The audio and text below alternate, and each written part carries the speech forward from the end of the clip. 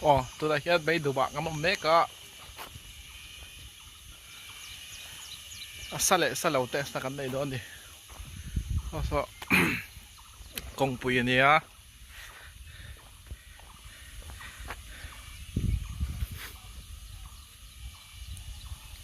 sao thiệt bằng ngu ra anh ấy test xuống đó đi đi nên son này đi xin lỗi các bạn biết nhá bạn sẽ thấy em mà áp dụng trong thiên đó đi tên tự đi áp dụng là trong thiên đó sẽ thấy em trong thiên đó đi xong rồi lưu tiếp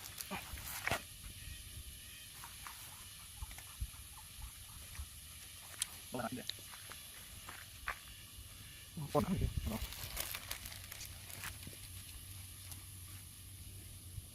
đấy là con gì cái đó cái này sao vậy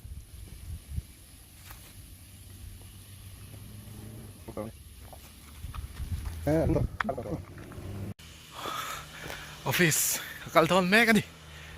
office jauh dari kop mereka anu am kop mereka lapang ki kalau lezela turun tat lagi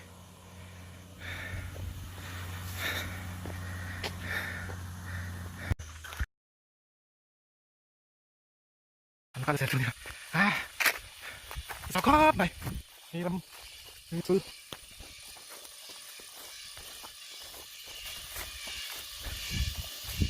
nay rất là tốt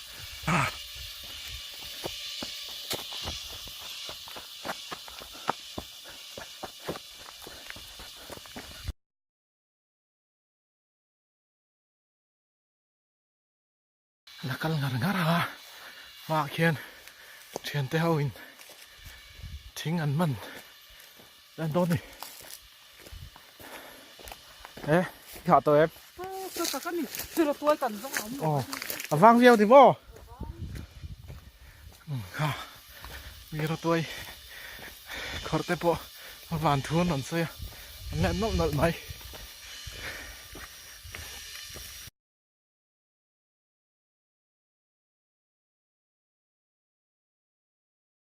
ăn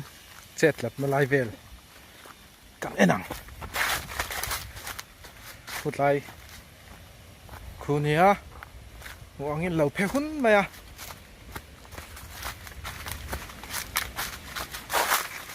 ta hi cũng khát làm vắt lầu sự ôm à ta hi ôm lệ á ta hi cho lui tổ lắm mà mai là sẽ hay hết lại mi rồi thật làm khục mày à thật số ta số nhỉ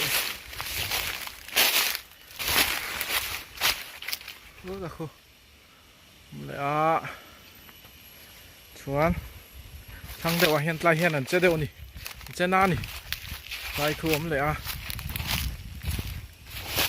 tại khu nào ấm lệ á